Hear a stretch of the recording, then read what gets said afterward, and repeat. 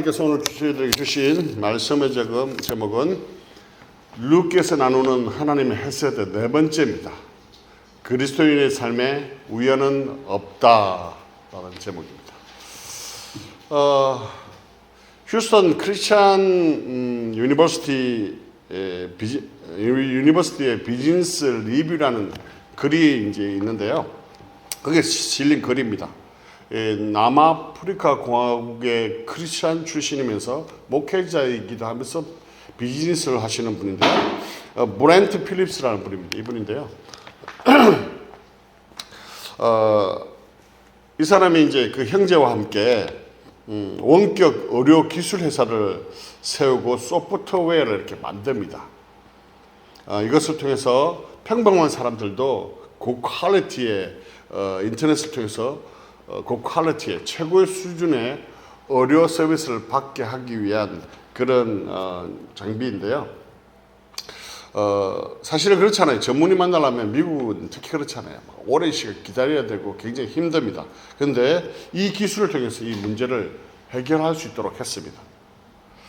그런데 사람들이요, 아이디어는 that's a good idea.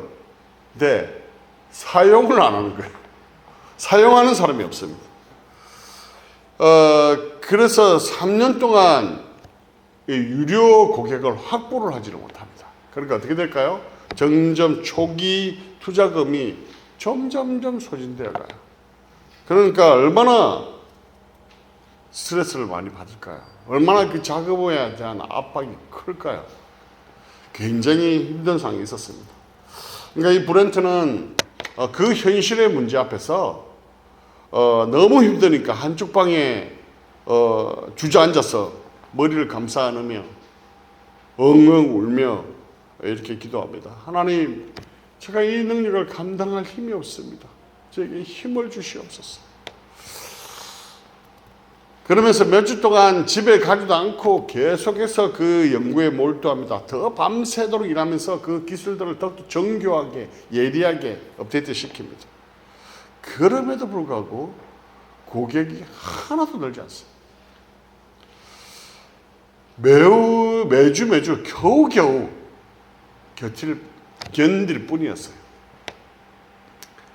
그런데 어느 날 하나님께서 어느 한 투자자를 보내십니다. 그리고 연락이 옵니다. 그리고 투자를 하겠다고 하면서 무슨 이야기를 하냐면 이런 아이디어를 냅니다. 개인이 돈을 내게 하지 말고 회사가 복지 혜택으로 제공하면 어떨까요? 라는 그 아이디어를 내요. 그 한마디가 이 회사를 살립니다. 사람들은 개인적으로 그 돈을 내는 건 망설이지만 회사가 직원 복지로 이렇게 시스템을 했을 때 많은 사람들이 그것을 이용하게 됐다는 것이죠. 처음으로 유료 고객이 생기기 시작했다는 것이죠. 거의 끝났다고 생각했던 그 자리. 그래서 하나님은 투자자를 보내셨고 돈을 보내셨고 거기에다가 그 회사를 살릴 아이디어를 보내셨다는 내용이었습니다. 세상 사람들은 이것을 뭐라고 얘기합니까? 우연이다. 재수가 좋았다. 뭐 이렇게 얘기를 하죠. 그러나 그리스도인들은 이것을 뭐라고 얘기합니까? 하나님의 섭리다라고 이렇게 얘기를 합니다. 사람들은 하나님의 섭리가요, 하늘에서 그냥 뚝 떨어지는, 그 우연히 뚝 떨어지는 그런 일이라고 생각하기 쉽습니다. 그러나요, 하나님은 하나님의 타이밍에 사람을 보내십니다. 하나님의 방법으로 사람을 만나게 하세요. 기가 막힌 방법으로 우리를 그 상황 속으로 인도해 가신다는 거예요. 이것이 바로 하나님의 섭리 가운데 이루어져 간다는 것이죠. 하나님의 섭리 가운데 하나님의 그 헤세드가 임하고요, 우리는 그 하나님의 은혜를 입게 되는 것이죠. 우리의 삶이 그런 삶이 아니었던가요? 지금 이때까지 올 때까지 하나님께서 그렇게 인도해 오신 모습들이 다 지금의 우리의 모습이잖아요. 오늘 본문은요, 하나님의 그 섭리 가운데 기가 막힌 방법으로 믿음의 사람을 인도해 가시는 그 하나님의 헤세드의 모습을 볼 수 있는데요. 오늘 그 이야기를 함께 나누면서 은혜를 나누고자 합니다. 1절 말씀 한번 볼까요? 같이 읽겠습니다. 시작. 나오미의 남편 엘리멜렉의 친족으로 유력한 자가 있으니 그의 이름은 보아스더라. 이렇게 됐죠.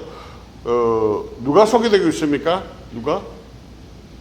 보아스. 그죠? 보아스가 소개되고 있습니다. 자, 그러면 지금 이 상황은 룻이 보아스를 만난 상황이 아니잖아요. 그죠? 전혀 만난 상황이 아닙니다. 그죠?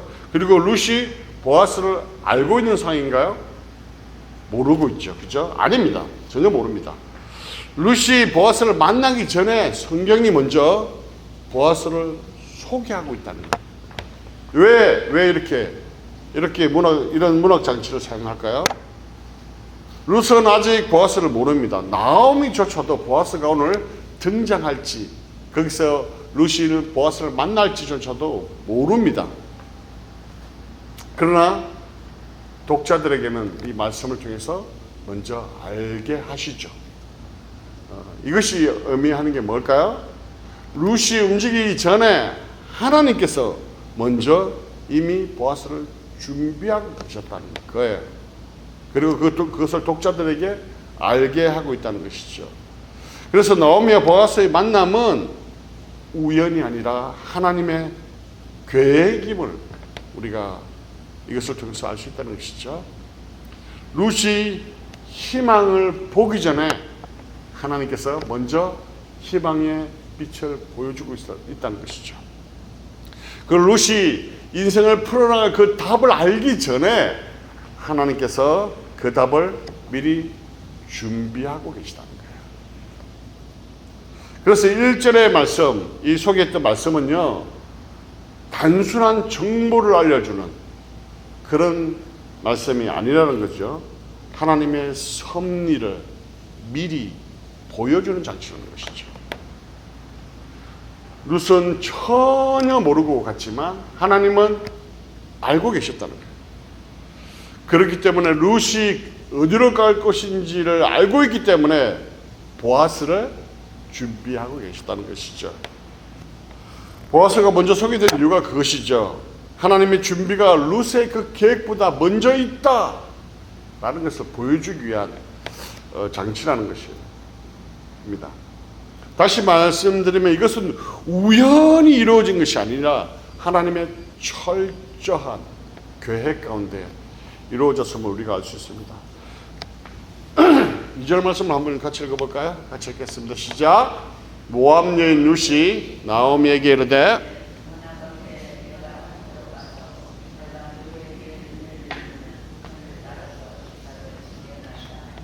나오미가 그에게 이르되 내 따라 갈지어다 하매 이렇게 말씀하고 있죠.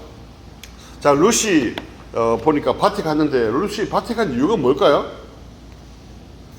이제를 보면 이렇게 룻이 밭에 가게 되는데 룻이 밭에 간 이유가 뭘까요?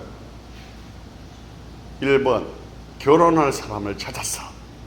2번 오늘 밭에 가면 멋진 남자를 만나서 인생 역전할 것 같았어. 그리고 기대와 꿈을 가지고 그러고 갔을까요? 아니면 보아스가 올 줄 알고 갔을까요? 아니죠. 단지 양식이 없었어. 굶어 죽을 것 같으니까 그 오늘 먹을 양식을 구하러 갔다는 거예요. 2절에 보면 특별히 뭐라고 되어 있습니까? 내가 누구에게 은혜를 입으면 이런 표현이 있죠. 누구를 만날지를 전혀 모르고 갔다는 거예요. 그래서 누구를 만나서 은혜를 입으면 이란 그 표현을 하고 있는 거 아니겠습니까? 그런데 어떻게 되나요? 3절 볼게요. 같이 읽겠습니다. 시작. 룻이 가서 베는 자를 따라 밭에서 이삭을 줍는데 우연히 엘리멜렉의 친족 보아스에게 속한 밭에 이르렀더라 이렇게 이야기하고 있죠. 룻이 보아스가 속한 밭인지 알고 곡식을 베는 자를 따라간 것이 아니라고 이야기하고 있죠. 단지 양식을 구해야 하니까 이 곡식 베는 자를 따라서 가다 보니까 도착한 것이 바로 보아스의 밭이라는 거예요. 룻은 아무 밭이나 간다고 생각했습니다. 전혀 모르고 갔습니다. 그러나 그 룻이 간 곳이 어디라고요? 보아스의 밭이었다는 거예요. 말씀해 보면 우연히라는 표현을 사용하고 있죠. 자, 생각해 보세요. 1절에 보아스를 소개했습니다. 그리고 그 다음에 룻이 우연히 보아스가 속한 밭에 이르렀다라고 이렇게 말씀하고 있다는 것이죠. 이게 의미하는 게 뭘까요? 그것은 단순히 우연을 말하는 것이 아니라는 것이죠. 하나님의 보이지 않는 손길, 섭리를 보여주는 그 말씀이라는 것입니다. 롯의 입장에서는 어쩌다가 그냥 가다가 보니까 그 밭에 있었는데, 근데 하나님 관점은 전혀 틀리죠. 이미 준비된 밭이었다는 것입니다. 사람의 눈에는 우연한 발걸음이지만 하나님의 손 안에서 계획되고 인도되고 있다는 것을 알 수 있습니다. 그것도 정확하게 인도하고 계심을 우리가 알 수 있다는 것이죠. 그렇게 해요. 하나님의 사람들의 삶에는요, 우연이란 없습니다. 모든 것이 하나님의 섭리고요, 그 계획 안에 있다는 것입니다. 그리고 그 계획과 섭리 안에 하나님의 헤세드, 그 헤세드가 흘러가고 있는 것을 우리가 룻기를 보면서 계속해서 알 수 있습니다. 자, 그 관점 속에서 한번 우리 교회를 보고 우리 삶을 한번 돌아볼까요? 5년 전에 이 템파에 이 소망교회를 세우셨습니다. 어떻게 생각하십니까? 그냥 아무 우연히 이렇게 옆에 분들과 이렇게 저를 만났을까요? 우리가 우연히 이렇게 만났을까요? 이 교회가 우연히 그냥 이렇게 세워졌을까요? 우리 뭐 권사님이 또 기도도 하셨는데 그렇게 세워진 교회일까요? 그렇지 않다는 것이죠. 한 권사님이 뭐 다 아시지만 올 초에 기도 제목을 다 받았잖아요. 하나님, 저희 교회 3명을 전도하겠습니다. 기도 제목 내셨어요. 뭐 본인이 전도하실 건지 아니면 전도되고 오기를 원하시는지 잘 모르겠습니다만은 벌써 저희 교회에 3명의 이상 되는 분들이 이렇게 저희 교회에 왔습니다. 이게 그냥 우연일까요? 아니면 그 권사님이 기도의 능력이 탁월하셔서 그러실까요? 그렇지 않다는 것이죠. 또 그런데다가 또 새로 오신 권사님도 아실 텐데 이렇게 고백합니다.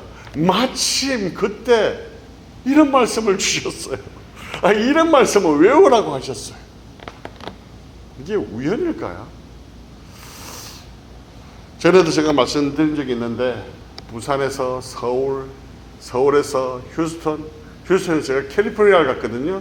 그 캘리포니아 그 끝에서 다시 이 동부 끝으로 쫙 와가지고 다시 밑으로 쭉 내려와가지고 이 플로리다 템파까지 하나님께서 오게 하셨습니다. 여러분은 모르시겠지만 저는 이게 우연이라고 생각하지 않습니다. 왜냐하면 저는 그 미국에 왔을 때 뭐 템파가 땅이 나쁘다 이런 건 아니고요. 템파는 목회가 힘들어 이런 마음이 있었어요. 미국을 잘 모를 때였기도 하지만 왜냐? 관광지죠. 거기에 그리고 또 이 고린도 교회처럼 항구 도시잖아요. 뭐 배가 많지는 않죠. 어쨌든 저기는 제 생각에 목회가 어려워 이 생각을 가지고 있었는데 제가 이 자리에서 있을 줄 어떻게 알았겠습니까? 다 하나님의 섭리와 계획이라는 것이죠. 자, 4절 한번 또 읽어보겠습니다. 같이 뭐 써놨는데 4절 말씀을 같이 읽겠습니다. 시작. 마침 보아스가 베들레헴에서부터 와서 베는 자들에게 이르되 여호와께서 너희와 함께 하시기를 원하노라 하니 그들이 대답하되 여호와께서 당신에게 복 주시기를 원하나이다 하니라. 이렇게 말씀하고 있죠. 자, 보면 룻이 보아스가 속한 밭에 이르릅니다. 그때 누가 왔다고요? 보아스가 왔다 이렇게 했죠. 보아스가. 근데 그 보아스라는 이름 앞에 어떤 단어가 있습니까? 마침이라는 단어이죠. 조금 전에 보셨는데 이 마침이라는 단어가 힌내라는 단어예요. 힌내. 근데 원어의 분위기로 이렇게 해석을 하면 뭐냐면 주의를 환기시키는 감탄사예요. 보라 이런 뜻입니다. 보라. 원문의 의미를 살펴서 번역하면 뭐냐면 그런데 봐 여기를 주목해 봐봐 바로 그때 룻이 거기에 이르렀을 때 그때 봐봐 여러분 보세요 이야기에 들어있는 것이죠. 이게 뭘까요? 전혀 우연이 아니라는 것을 말씀하고 있다는 것이죠. 강조하고 있다는 것이죠. 자, 우리 지금 좀 더 생각해 볼까요? 밭의 주인이 직접 밭에 나오는 확률이 많을까요? 높을까요? 주인이 공사판에 나오는 경우가 많이 있을까요? 그냥 집에서 보고만 받으면 되죠. 물론 나오긴 나오겠죠. 그만큼 나올 확률이 별로 많지 않다는 거예요. 또 룻이 보아스가 속한 그 밭에 이르렀을 때 이것도 좀 어렵지만 보아스가 그때 딱 온다. 이것은 확률적으로요 몇 배나 더 어렵습니다. 그리고 1절에 보면 1절이나요? 보면 나오미의 남편 엘리멜렉의 친족으로 유력한 자가 있으니 이 사람이 어떤 사람이라고요? 유력한 자라고 얘기하고 있습니다. 그러니까 worshipman of the clan of the 엘리멜렉이라 되어 있는데 이거 뭐냐면 단순히 먹고 살 정도의 어느 정도의 부자가 아니라 베들레헴 지역에 상당히 넓은 토지와 지역과 그리고 능력과 노동력을 가지고 있는 유력한 자라는 뜻이에요. 이런 사람이 얼마나 업무가 많고 바쁘겠습니까? 그런데 왜 하필 그때 그 공사판과 같은 그런 곳에 이 보아스가 나왔냐는 것이죠. 이것은 하나님의 섭리가 아니고서는요 설명할 수 없다는 것입니다. 또 보아스가 보면 배는 자들과 이렇게 함께 이야기하는 장면이 나오는데요. 어떤 이야기입니까? 보시면 빨간 거 보시면 그렇죠?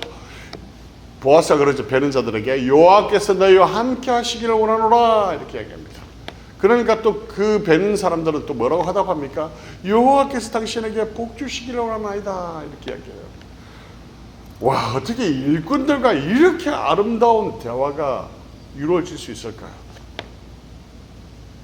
보통 이런 대기업의 사장이나 오시면 얼마나 많은 실적을 얻을 수 있을까요? 얼마나 더 이렇게 많이 생산할 수 있을까요? 이런 질문을 해야 되는데요. 아름다운 축복의 이야기들이 흘러가고 있다는 것이죠. 아니, 이런 주인을 만나기가 쉬울까요? 만약 보아스가 악덕업주였다면 어떨까요? 일꾼들을 착취하고요, 무시하고 또 억압하는 그런 주인이었다면 이 룻이 보아스를 만났다면 어땠을까요? 오히려 불행했지 않았을까요? 오히려 더 힘들지 않았을까요? 그런데 보아스가 어떤 사람이라고요? 하나님의 이름으로 일꾼들을 축복하는 사람이었다. 이러한 주인이 밭에 온다는 것은, 그리고 룻이 갔을 때 왔다는 것은 우연이 아니라 하나님의 섭리일 수밖에 없다는 것이죠. 룻이 간 밭이요 단지 곡식이 많은 밭이 아니었습니다. 그리고 단지 부자의 밭도 아니었습니다. 하나님의 이름으로 축복하는 사람, 그리고 보아스의 유력한 자, 친족이 그 사람을 그곳에서 만났다는 것이죠. 그리고 5절을 보시면요, 같이 읽겠습니다. 시작. 보아스가 베는 자들을 거느린 사원에게 이르되 이는 누구의 소녀나 하니 이렇게 이야기하고 있죠. 보면 아니 이렇게 좋은 주인, 소위 말해서 어떻게 보면 백마탄 왕자 같잖아요. 그죠? 이 사람이 누구에게 관심을 가지고 있습니까? 바로 룻에게 관심을 가지고 있다. 수많은 그 굉장히 넓은 곳이었기 때문에 수많은 곡식 줍는 사람들이 가난한 자와 과부와 뭐 여러 가지 사람들이 거기에 많이 모여 있었을 것입니다. 그 수많은 가운데 어떻게 룻이 이 보아스의 눈에 딱 들어왔냐는 것이죠. 그것도 보시면요, 단순한 호기심이 아닙니다. 그냥 누구지 이랬을 텐데 누구의 소녀냐 이렇게 묻고 있거든요. 이것은 당시 단순히 제자가 누구야 이런 질문이 아닙니다. 이 소녀가 누구에게 속해 있느냐 묻는 질문이거든요. 어떤 신분, 어떤 배경을 가지고 있는 그런 백그라운드를 가지고 있는 사람이냐 묻는 거거든요. 유대 사회에서는, 고대 유대 사회에서는 이게 굉장히 중요했어요. 그래서 우리가 족보를 보시면 어느 누구의 아들이고 누구의 아들이 나오는 이유가 뭐냐면 그 족보 안에 어떤 배경을 가지고 있느냐 굉장히 중요했습니다. 그것을 묻는다는 것은 뭐냐면 지대한 관심, 깊은 관심을 가지고 있다는 것을 알 수 있습니다. 이것을 보면 우연이라고 할 수 없다는 것이죠. 보아스의 질문에 또 사람들이 대답합니다. 어떻게 대답하냐면 6절 볼까요? 같이 읽겠습니다. 시작. 베는 자를 그늘이 사안이 대답하여 이르되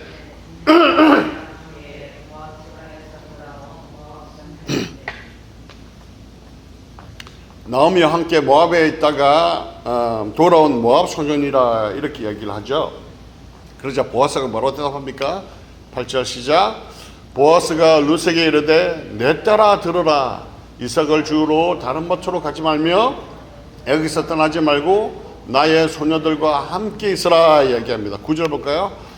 그들이 베는 밭을 보고 그들을 따르라. 내가 그 소년들에게 명령하여 너를 건드리지 말라 했으니 목이 마르거든 그릇에 가서 마실지라 하는지라 이렇게 얘기했죠. 이 두 절만 읽었는데요. 더 뒤에도 더 많은 것이 읽을 게 있는데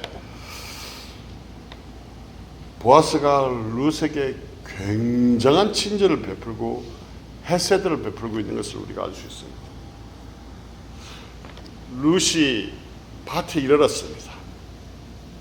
거기에서 이렇게 친절하고 자상하고 챙겨주고 부자고 일꾼들에게 정말 인격적이고 아름다운 축복을 하는 이런 보아스를 만난다는 것은 우연이라고 할 수 없다는 것이죠. 세상 사람들은 이것을 우연이라고 속된 말로 알고 재수가 좋아서 행지했네 그런 만남을 가졌다라고 할 수 있을 것입니다. 그러나 믿음의 사람들은요 이것은 결코 우연이 아니라는 것입니다. 하나님의 섭리이고 계획이라는 것입니다. 마태복음 우리가 예전에 한번 살펴봤는데요. 같이 읽겠습니다. 시작.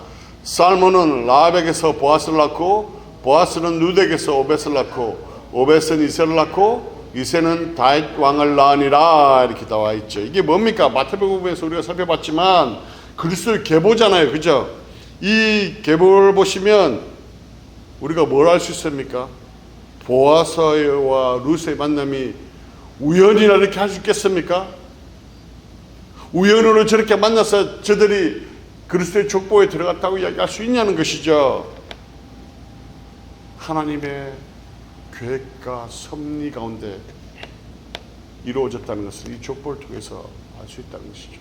하나님의 그 큰 그림 가운데 하나님께서 만들어 왔다는 것이죠. 우리는 그 큰 그림을 다 볼 수 없지만 하나님 그 큰 그림 속에 섭리 속에 그 그림을 하나 다 인도해 오셨다는 것이죠. 시편 한번 읽어볼까요? 같이 읽겠습니다. 시작. 여호와께서 사람의 걸음을 정하시고 그의 길을 기뻐하시나니. 그죠? The step of the man and established by the Lord. 하나 더 볼까요? 잠언 같이 읽겠습니다. 시작. 제비는 사람이 뽑으나 모든 일을 작정하기는 여호와께 있느니라. 그죠? Every decision is from the Lord.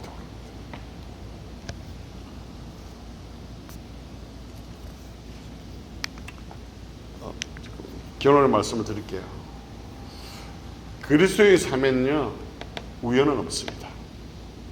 룻이 우연히 보아스의 땅에 속한 곳에 간 것조차도, 보아스가 자기의 땅인 베들레헴 땅에 온 것조차도, 그리고 수많은 소년들 중에, 사람들 중에 룻을 주목하고 관심을 가진 것도, 룻이 이렇게 부자이면서 친절하고 나이스한 나오미의 친족인 보아스를 만난 것도 우연이 아니라는 것이죠.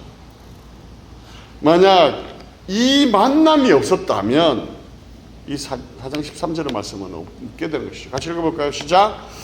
보아스가 룻을 맞이하여 아내로 삼고 그에게 들어갔더니 여호와께서 그에게 임신하게 하심으로 그가 아들을 낳는지라. 자, 그 아들이 누구예요? 오벳이죠. 족보에 보셨죠? 오벳의 아들이 누구예요? 이새죠. 이새 아들이 누굽니까? 다윗이잖아요. 그리고 다윗에게서 쭉 가서 예수 그리스도의 그 족보가 마태복음에서 본 것처럼 만들어진다는 거예요. 사랑하는 성도 여러분, 우리의 삶엔요, 동일하게 우리의 삶에도 우연은 없습니다. 하나님의 은혜 가운데 우리를 지금 이날 이때까지 오게 하셨다는 거예요. 그 믿음의 눈으로 우리의 상황을 한번 바라보시면 좋겠습니다. 여러분은 그 미래를 한번 바라보시면 좋겠습니다. 그리고 우리 가정을, 우리 교회를, 나라를 그 눈으로 바라보시면 좋겠어요. 그러나 때로는 되어가지는 일들이 이해가 안 될 때는 있을 것입니다.